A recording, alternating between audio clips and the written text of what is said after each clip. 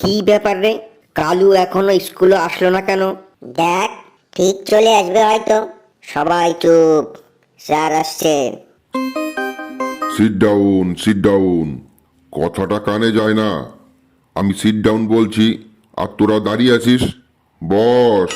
Sir, ভেতরে আসতে পারি? Coming coming. You are late. Why?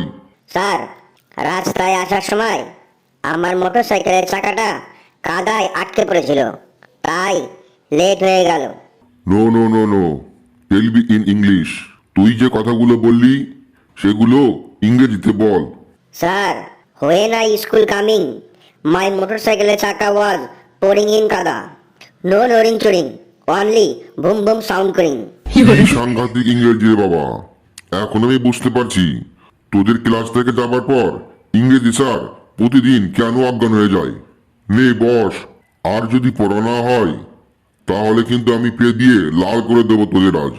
তোদের যে আগের দিন রচনাগুলো পড়ে মুখস্থ করে আসতে বলছিলাম, মুখস্থ করে এসেছিস তো? হ্যাঁ স্যার, মুখস্থ কেন, ঠোঁটস্থ করে এসেছি। বলুন, কোন রচনাটা বলতে হবে? এই বেটা তো আগের দিন এক বাঘ দিয়েই সব রচনাকে গিলে খেয়েছে। আজ আবার কি পড়েছে কে জানে। ওর কনফিডেন্ট লেভেল দেখে তো ওর মতিগতি বেশি ভালো বুঝছি না। তোকে পরে ধরছি, বাকি সবার খবর আগে শুনি। গেটু, তোর কি খবর রে? পড়ার কথা শুনে তোর মুখটা কেমন কিসমিসের মতো চুপসে গেল কেন? স্যার, কাল আমার বাবার সম্পত্তির 2 ভাগ হলো। বাড়িতে অনেক লোক ছিল, তাই পড়তে পারি নাই। বলিস কি? তোর বাবার সম্পত্তির 2 ভাগ হলো মানে? ব্যাপারটা একটু বুঝিয়ে বলতো। স্যার, কালকে আমার আরেকটা ভাই হয়েছে। এতদিন আমার বাবার সম্পত্তির ভবিষ্যৎ মালিক আমি একাই ছিলাম। কাল আমার আরও একটা ভাই হলো, তাহলে বাবার সম্পত্তি 2 ভাগ হয়ে গেল না? কি বিক্রি ছেলে বাবা রে! বস বস, এই বয়সে সম্পত্তি ধান্দা! পেচি, তোর কি খবর? রচনা পড়ে এসেছিস তো? স্যার, কালকে আমাদের বাড়িতে আমার ইসমাইল মাদার এসেছিল, তাই পড়তে পারিনি। স্মল মাদার মাদার মানে? স্যার, ছোট মামা। ইসমাইল মানে ছোট, মাদার মানে মামা। ইংরেজি স্যার আমাদের ইংরেজিতে কথা বলার চেষ্টা করতে বলেছেন, তাই আমি ইংরেজিতে বললাম। তোর যা ইংরেজি, যা শুনলে মানুষ তো আহত হয়ে যাবে। তুই বস বস। বাবা হাবলু, তুই পড়ে এসেছিস তো? স্যার, কাল ভিজে সর্দি লেগে গেছে, তাই পড়তে পারিনি। তুই আবার বৃষ্টিতে ভিজতে গেলি কেন? স্যার, পরশুদিন আমার দাদু অফিস থেকে বাড়ি ফেরার সময় বাসের মধ্যে একটা কাপ সিরাপের বোতল কুড়িয়ে পেয়েছে। দাদু বলল, এত দামি কাপ সিরাপটা ফেলে দেবো? তাই দাদু আমাকে জোর করে বৃষ্টিতে ভেজালো, যাতে আমার সর্দি লাগে আর ওই কাপ সিরাপটা আমার কাজে লাগানো যায়। কি সাংঘাতিক বাবা রে! তোর দাদু তো দেখছি সামনের বছর কিপটিমির জন্য পুরস্কার পাবে।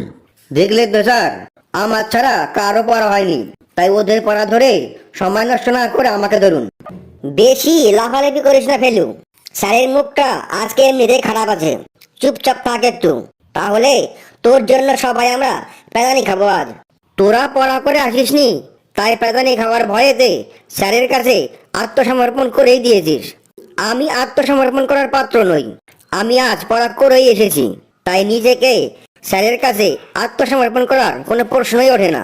আগের দিন তো বাঘ দিয়েই চালিয়ে দিয়েছিস, আজকে কি দিয়ে চালাবি রে? দেখ, স্যার পড়া ধরলেই বুঝতে পারবি। স্যার ধরুন, রচনা কোনটা বলবো? নে, আফ্রিকা মহাদেশের উপর একটা রচনা বলতো। কেমন বলিস শুনি? এত সহজ, একটু কঠিন ধরুন। বেশি পাকামি করিস না ফেলু, যেটা বলতে বলেছি সেটাই বল। আফ্রিকা মহাদেশের রচনা বল। স্যার, আফ্রিকা মহাদেশ হলো পৃথিবীর মধ্যে দ্বিতীয় বৃহত্তম মহাদেশ। পৃথিবীর বৃহত্তম মরুভূমি সাহারা এই মহাদেশে অবস্থিত। আফ্রিকা মহাদেশের অনেক জায়গা জুড়ে রয়েছে গভীর জঙ্গল। এই জঙ্গলে নানা প্রজাতির পশু পাখি আছে, তার মধ্যে হাতিও আছে। আর এই হাতি হলো পৃথিবীর স্থলভাগের সব থেকে বড় শক্তিশালী প্রাণী।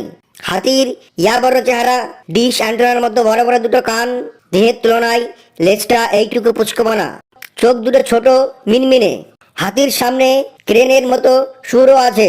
আর হাতির মনে এত আনন্দ, এত ফুর্তি যে সবসময় ফুর্তিতে দাঁত বের করে থাকে। স্যার কেমন লাগলো আফ্রিকা মহাদেশের রচনাটা? বুঝেছি, এ বেটা হাতি রচনায় পড়ে এসেছে, আজ সবটা হাতি দিয়েই চালাবে। আমিও আজ ওকে ছাড়বো না, আমি আজ ওকে জব্দ করেই ছাড়বো। কিছু বললেন স্যার? না না, তোকে কিছু বলিনি। তুই এবার শরৎকালের উপরে একটা রচনা বলতো। পারবি তো ফেলু? শরৎকালের রচনা তুই দেখ না, এটাও খুব সহজ আমার কাছে, সব জলভাত। স্যার, আমাদের দেশ মৌসুমী জলবায়ুর দেশ। এই মৌসুমী জলবায়ুর প্রধান বৈশিষ্ট্য হলো ঋতুচক্র। আমাদের দেশে বছরে 6টি ঋতু দেখা যায়, তার মধ্যে একটি ঋতু হলো শরৎ ঋতু বা শরৎকাল। এই শরৎকালে আকাশ পরিষ্কার থাকে, ঘাসের উপর শিশির পড়ে, চারিদিকে কাশফুল ফোটে। এই শরৎকালে বাঙালিদের শ্রেষ্ঠ পূজা দুর্গাপুজো। দুর্গা ঠাকুরের 2 মেয়ে লক্ষ্মী ও সরস্বতী, আর 2 ছেলে কার্তিক ও গণেশ। এই গণেশ ঠাকুরের মাথাটা মানুষের নয়, হাতির। আর এই হাতি হলো পৃথিবীর স্থলভাগের সব থেকে বড় শক্তিশালী প্রাণী। হাতির ইয়া বড় চেহারা, ডিশ অ্যান্টেনার মতো বড় বড় দুটো কান, দেহের তুলনায় লেজটা এইটুকু পুচকোপনা, চোখ দুটো ছোট মিনমিনে।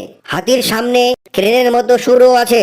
আর হাতির মনে এত আনন্দ, এত ফুর্তি যে সব সময় ফুর্তিতে দাঁত বের করে থাকে। হ্যাঁ, যা অনুমান করেছিলাম ঠিক তাই। বেটা হাতি রচনায় পড়ে এসেছে, এবার ইতিহাস থেকে রচনা ধরবো, দেখি ও কি করে। নে বাবা ফেলু, এবার তাজমহলের উপর রচনা বলতো। তোকে এবার বিপদে ফেলে দিল রে ফেলু। তাজমহলে তুই হাতি আনবি কি করে? তুই দেখ না, আমি ঠিক পারবো। স্যার, তাজমহল হলো পৃথিবীর মধ্যে 7টা আশ্চর্যের মধ্যে অন্যতম। এটি ভারতের আগ্রায় অবস্থিত।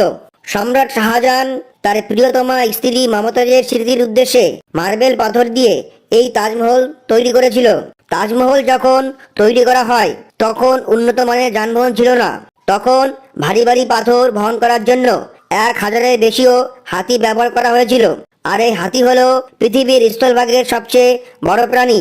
হাতির ইয়া বড় চেহারা, ডিশ অ্যান্টেনার মতো বড় বড় দুটো কান, দেহের তুলনায় লেজটা এইটুকু পুচকোপনা, চোখ দুটো মিনমিনে ছোট, সামনে ক্রেনের মতো সুরও আছে।